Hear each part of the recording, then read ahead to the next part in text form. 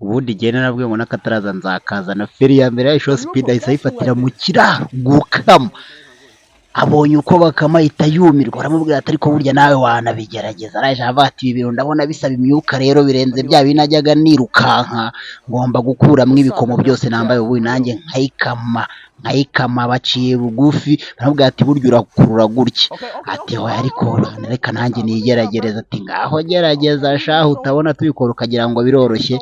Ati sha gukama ntabwo ari iby'abantu abo ari bo bose, ati ariko reka n'akakomo kari gasigaye mu mite nkakuramo.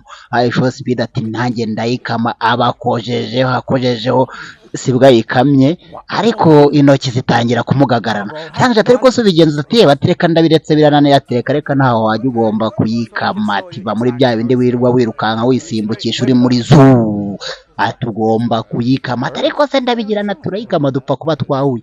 Nawe aramumanuye amucisha bugufi, ati ugomba kuyikama gutya Show speed reka ibyo urimo, atugobeka agatoki gutya tukahita tubikurura neza. Ati ntubona ko ari kuza se, ati nukuduka amasha utagira ni bimwe bya wirirwa wirukanka.